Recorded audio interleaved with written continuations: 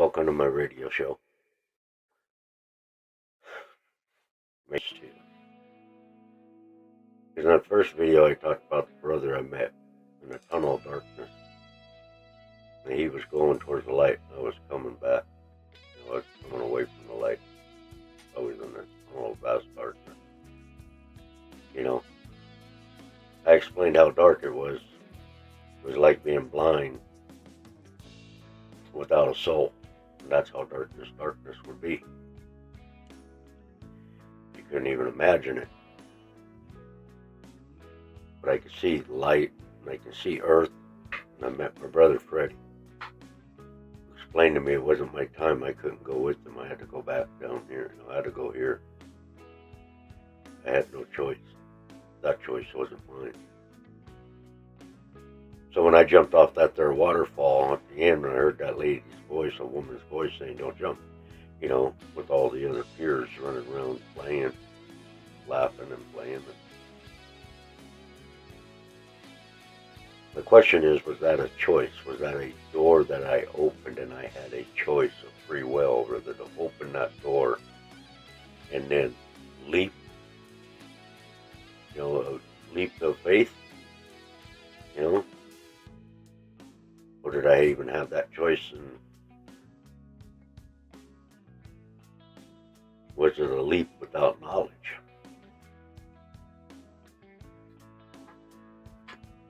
Is that truly free will? A leap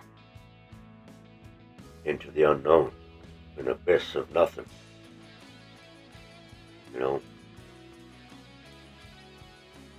You see it as water. But obviously, when you hit the bottom, it was an abyss. It was an abyss of nothing. That dark was deep. I'll tell you that. And I brought that with me, and here I am in this life, and I'm bringing it with me, and I still remember it to this day, just like it happened, like right now. Like I said, there's really a handful of people, and I am the fifth one that knows it. So there's 4 people, but I'm the 5th. Now I'm sharing it here with the audience on the other side of this microphone, this faceless microphone. And I don't really want to show a lot of images because that's distraction. It's kind of weird how we associate image to what's being said. But then you can't draw your own imagination. You can't draw your own picture because you're being influenced by an image in front of you. And that's not what this here is about. This is about touching deep inside yourself and asking you who you really are. Who we really are, and where did we come from, and why. And why is it that some of us, I hope I ain't the only one out there. I'd hate to be the only one out there like this. I'd hate to even think that I am like the only one out there like this. So I hope there's others out there. Otherwise, like I said, that would make me truly alone, wouldn't it? Yeah.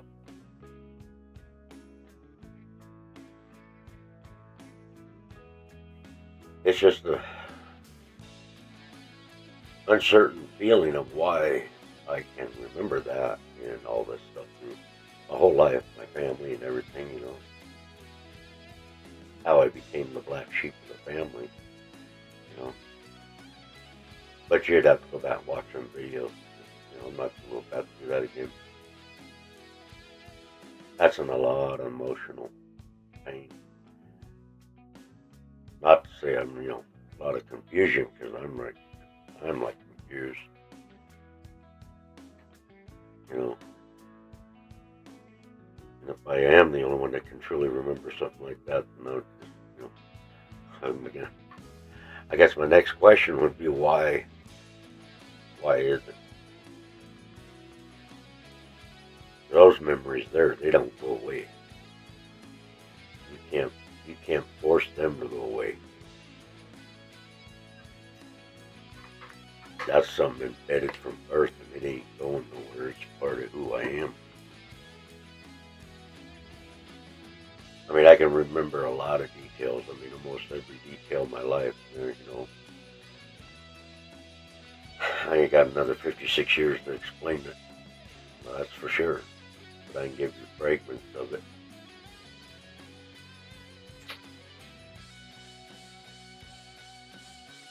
There's some parts, of my life I might not, remember. But I'm sure if I meditate long enough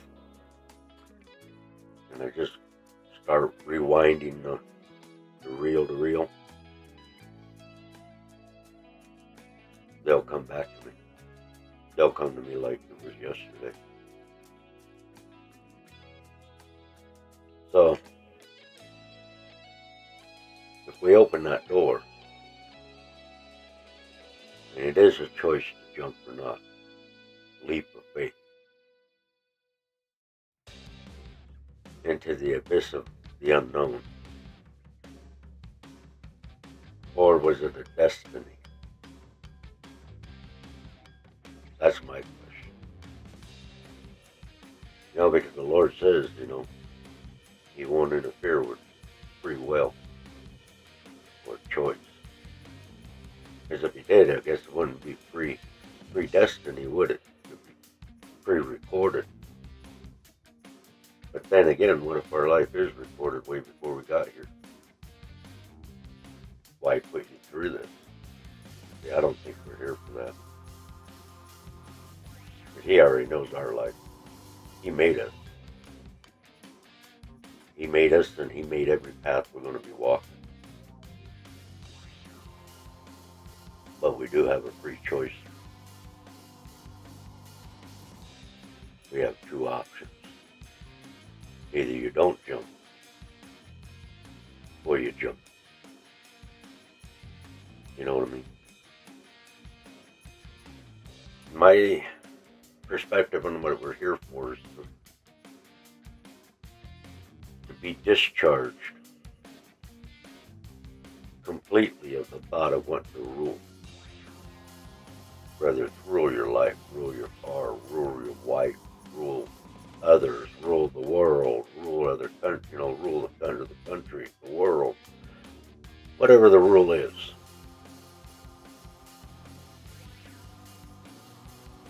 And let's just face it, we rule over everything.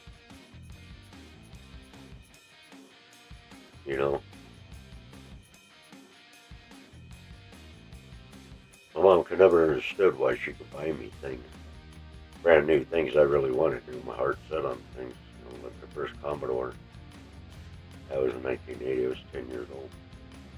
Yeah, that was a lot of money for my mom back then. And I'd get that Commodore, and I wanted it so bad. I'd have it for a while, and then I'd see somebody else needed it, earned it, and I just gave it to them like it was nothing. And I did that to a lot of people. I just gave things away like it was nothing. So it was nothing. So I gave it all away.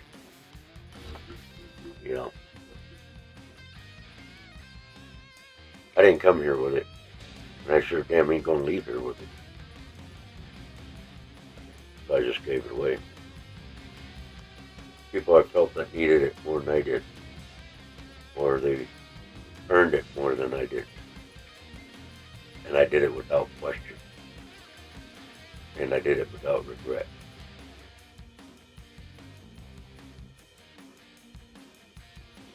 So those are the life, choices that I could have made in my time. That could have been different, I guess. It could have been non-caring in that way and kept everything. And that wouldn't be my nature. That wouldn't be who I am. And I think that comes from where I came from, because, the place I came from, because, like I said, standing there at that tree, or the tree of life, I like to think it's a maple tree, but it was red leaf, so it could have been autumn. I don't know. just the only tree, though, that I seen there. And in that time, in that moment, as I was questioning everything, why is it I wasn't, and now I all of a sudden am? And I think that structure of my heart, or my soul, or my spirit, or energy, was constructed during those moments. And that made me who I am today. And I think that's why I give, things away without question or regret. I don't regret it. The distraction from the point to our life that we're really in. All this stuff. Homes, automobiles. God didn't build the house here and say, this is yours. Rule over your own house. He didn't do that. He gave us the land to roam on. Plenty of time to figure things out.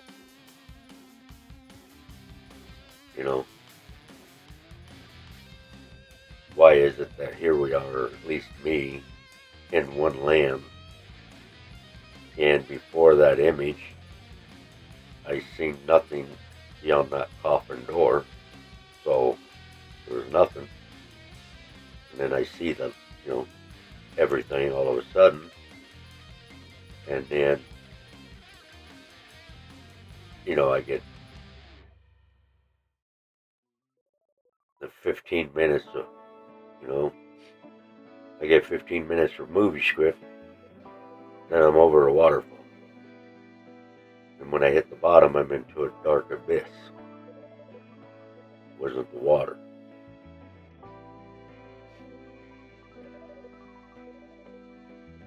So all these things play a role to our character that we are today. And mothers who sit there and they give up abortion and stuff, and they go by science, which science is just an educated perception of something unknown to be proven true to our knowledge. But it doesn't mean it's proven true to life itself. Science is nothing but possibility and probabilities. They're backed by good mathematical answer, equations and stuff, But then again, that's our perception of it. It's not life. I mean, how are you going to ask Mother Nature and get an answer out of it?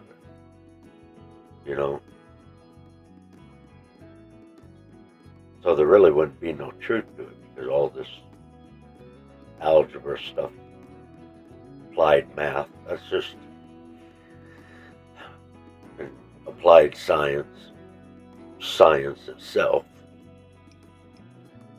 It's just educated, so it's a logical question, or a logical answer to a question that we have at the time of the moment.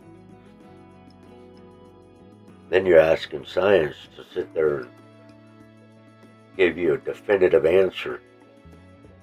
Are you sure the baby, pollywog, and that doesn't have a soul when it comes, before the, ripping the baby apart, And they're like, well, no, in order to have a soul, I guess you have to have a developed mind, and the mind has a concept, and then that concept becomes a thought, and that thought makes it a soul. Well, if that's the case, then I'll rewrite science, because in my experience through this whole journey, that was long before I fertiled any egg. And I brought that all with me, all the way to my mom, and in my mom, in the womb, and I can hear her thoughts, I could see images that she sees.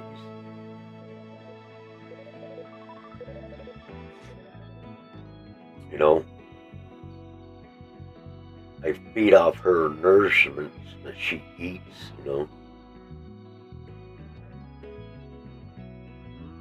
So I am whatever she eats. I am whatever she hears. And I am whatever she sees.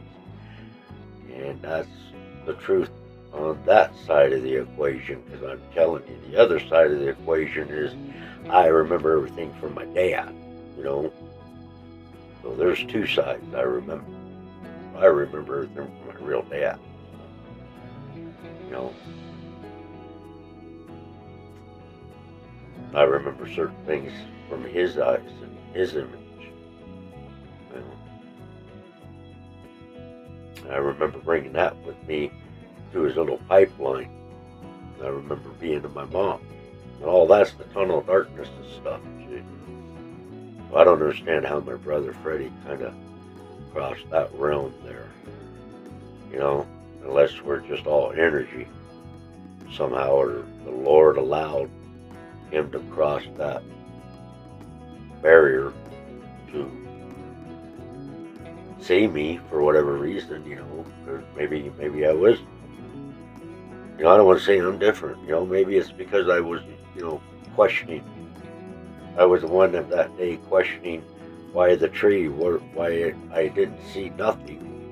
I didn't know nothing, I didn't see nothing.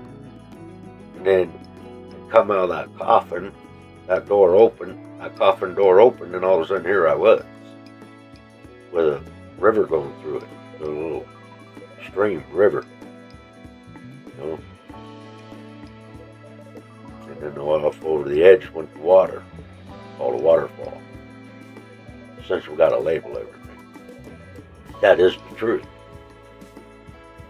Because when I saw it, I knew it was a waterfall. So that's really one thing called a waterfall in this world that they got right.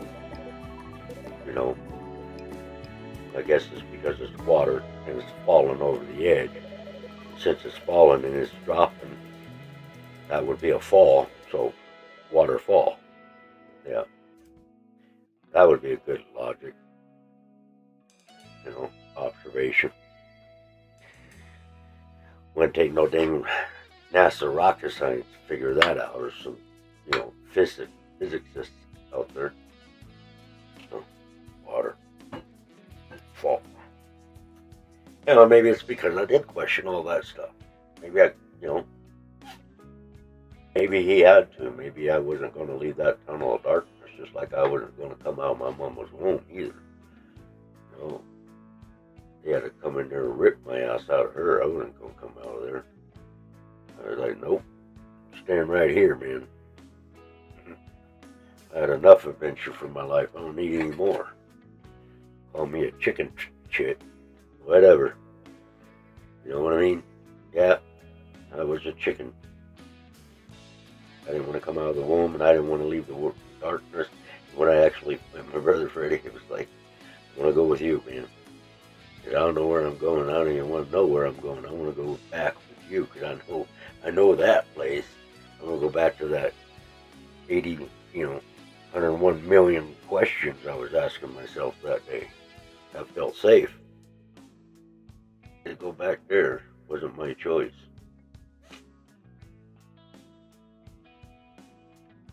All I know, it's a beautiful place there. And I miss it. I'm going to go back there. I'm going to go home. So our purpose here, is to filter out the desire to want to rule.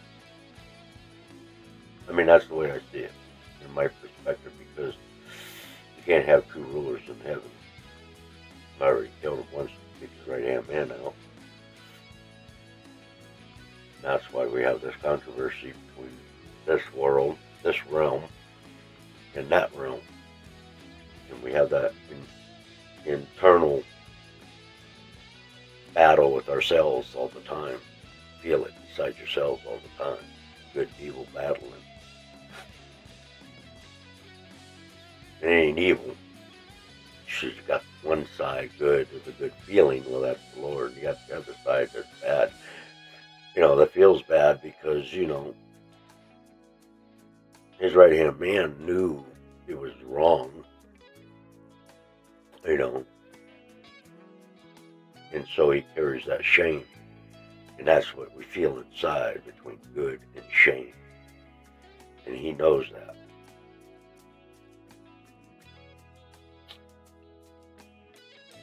And now it's a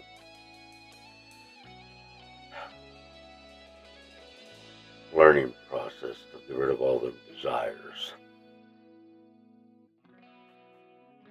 So hopefully you guys will get something out of this a little bit. Hopefully you guys give me some answers, in the comments. Because it's like,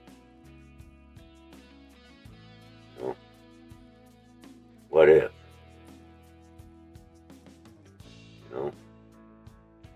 What if we choose our doors before we were born? The unopened doors. Look at my other video.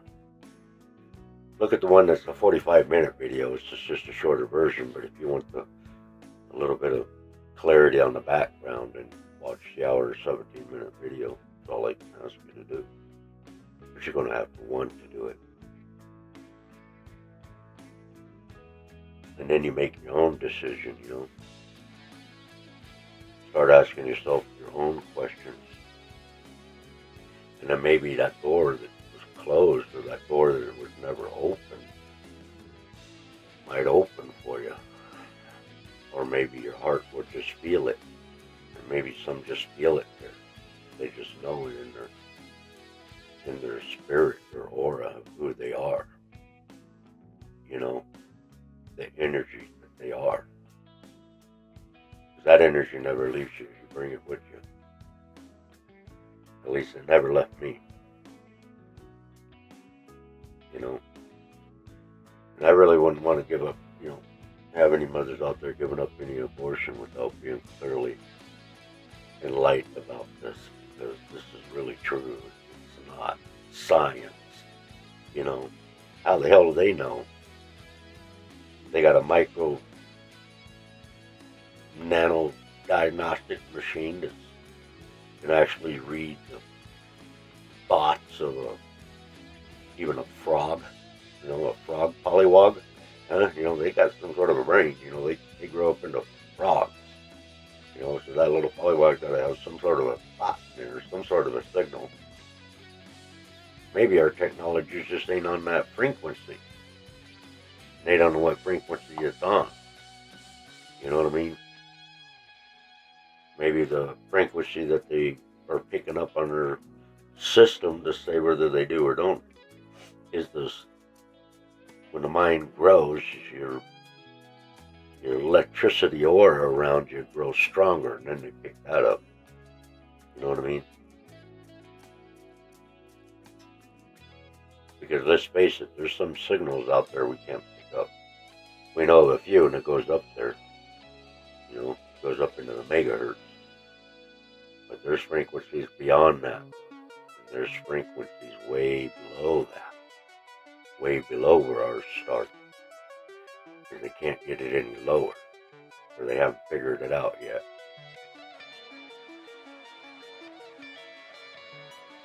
So yeah, in my heart, my perspective, I'm trying to let people know, the mothers out there know that there's life in that soul, no matter what.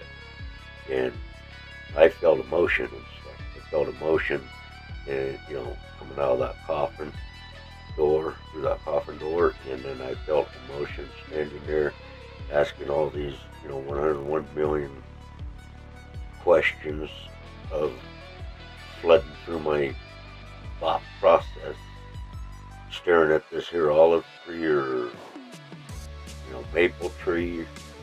I like to think it's a maple tree because it was red leaf tree. That's all I know. They had red leaves.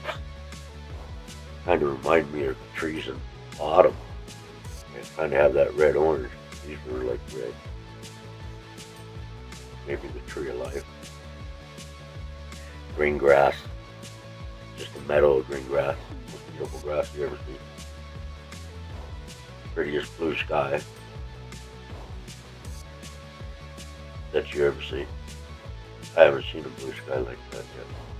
Not here, not in my lifetime. I've seen a lot of sky, a lot of open skies. Still haven't seen a pretty blue like that. Kind of reminds me of some of the blues maybe in the, you know, I can't even put it in words. This is beautiful. So I ain't going to try, but just do it. I'll do it in justice trying to describe it. You know,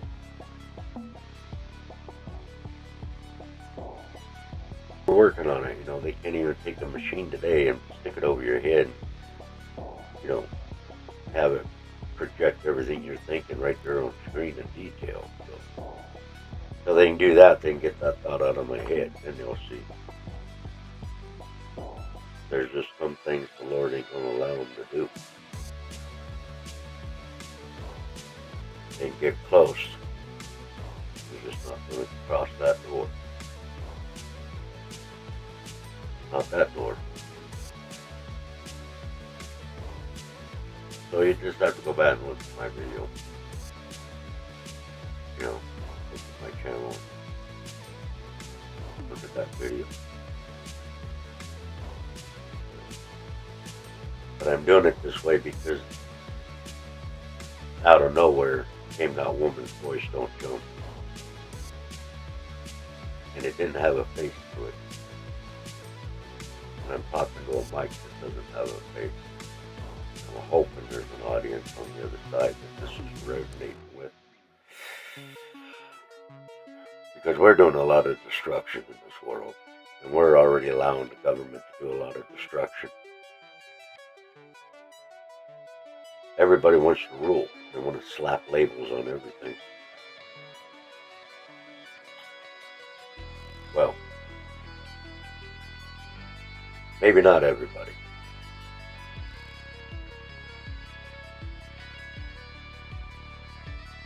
But that's how this world is evolving, and I don't like it. I don't like it if I stay silent. And I was truly given a gift, and I'm going to take that silence with me. That gift with me, and I never shared it. And that's a door that I never opened. Is that what I'm truly going to have to answer to when I come back home? I know I'm going to come back home. There ain't shit on this planet that means anything to me. I just want to live and be left alone. I just want peace with the land, and that's it. You know, not isolation either, you know, because we grow by the peers we're around. So you don't want to leave behind. You want to try to bring them forward.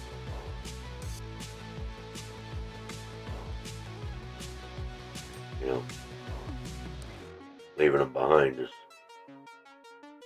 like closing the door on them.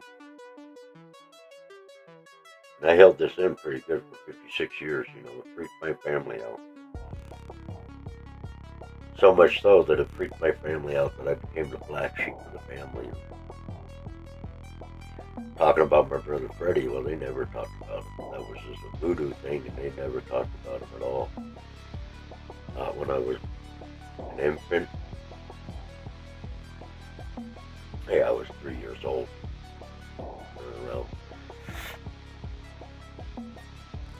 the house and crying, you know, crying to and laughing and smiling and talking, and just like I knew him, like every day. That's the first time I'm asking me a question if I knew who that was, and I said, yeah, that's my brother Freddie. And I miss him. I didn't know life and death. I didn't have a concept of life and death at that age. But I knew that was my brother. That freaked them out.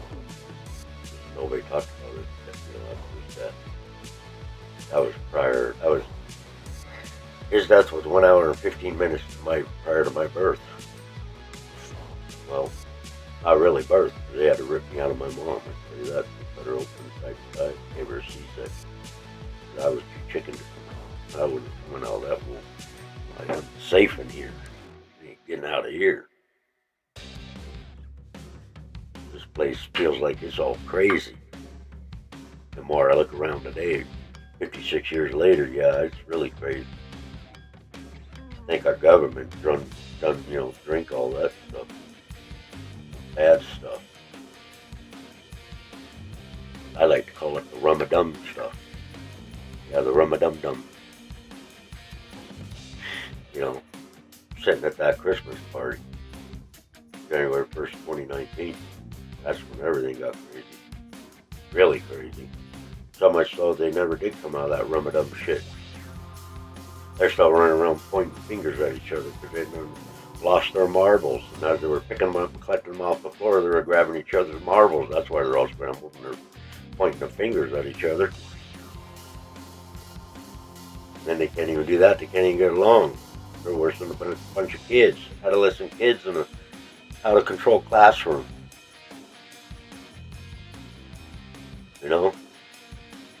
They're supposed to be our leaders. Yeah, they're supposed to teach they're supposed to be your image to lead your children, to leave an influence on. You can keep that. I don't need that. Maybe that's why I never had kids. Now I'm going to think about it. My brother Freddie never had kids. He was 30 years old when he died in the Marine Corps. I'm 56 and I don't have kids. My mom had 10 kids altogether. 11 if you want to count her miscarriage. She had a miscarriage prior to me.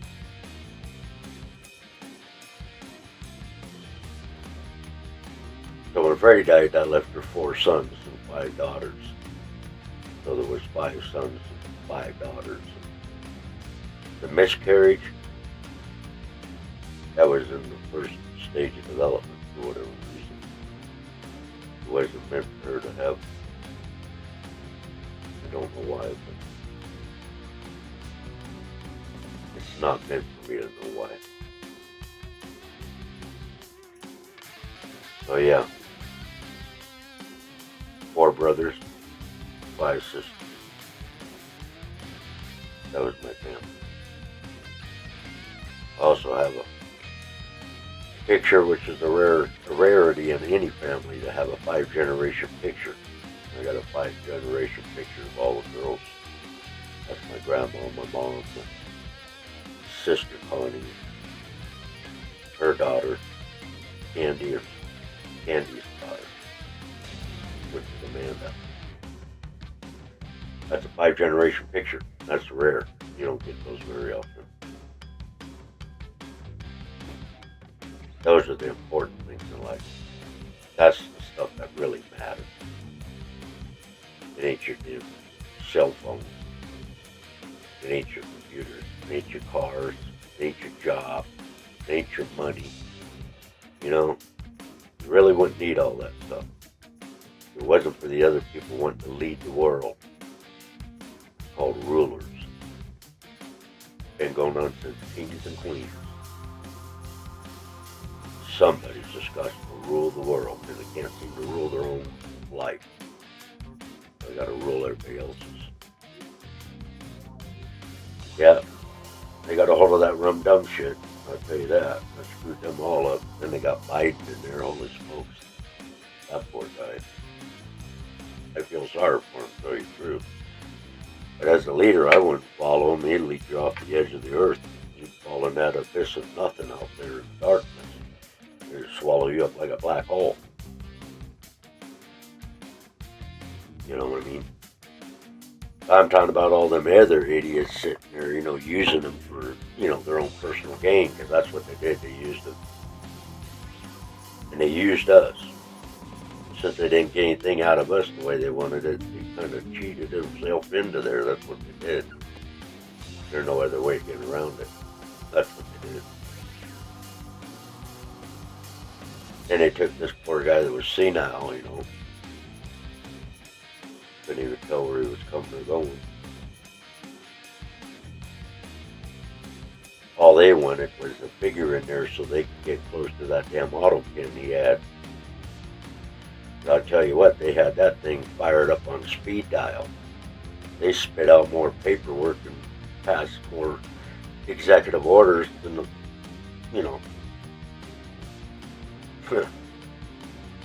yeah, whatever. The world will do just fine, it did that for like 10,000 or 10 million years, the world took care of itself just fine. Quit worrying about the world. You need to worry about the people. It's the people that matter. Mother Earth, the world will take care of itself. I mean, you can have a nuclear catastrophe and wipe everything off the face of this earth. And I guarantee in another 10,000 years, the earth is going to take care of itself. Create new life. That's the trouble. You try to help the thing that takes care of us. Thank you for listening. Until the next time, stay fast. Stay true. Love y'all. Signing off.